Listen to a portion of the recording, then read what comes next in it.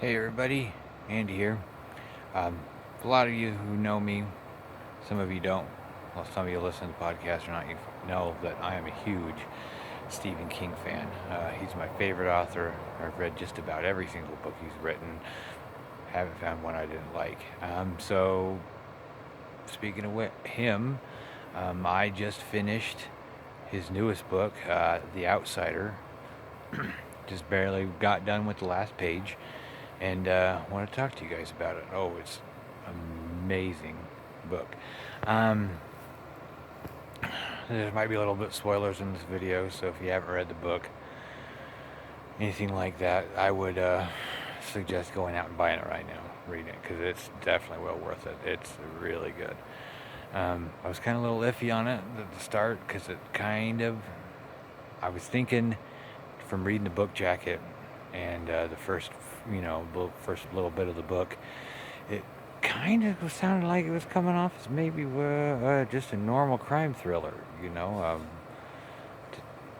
Detectives in this town in Oklahoma arrest a guy for the brutal rape murder of a child, and they have everything dead to rights and all the evidence stacked against him, eyewitnesses, everything. They get this guy got this guy packed. And then as they further along they go, they realize he's got a solid, airtight alibi, and there's no way that he could have done this. Um, but the more and more further you go into it, the more you find out that it's a supernatural being, big monster, perfect Stephen King story. Um, it reminded me of his older stuff, his earlier stuff, like It and Salem's Lot, and a lot of those good old monster stories that he did. Very enjoyable, very creepy. Um, there was quite a few scenes in that book that made the hair on the back of my neck stand up. And it was very, very creepy.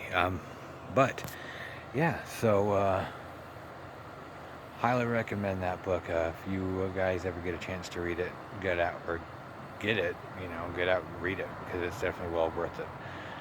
So that's all I got for tonight. Make sure to listen to the podcast, Two Mullets and a Microphone, on alawburns.com or iTunes, and like and subscribe. All right, thanks, guys.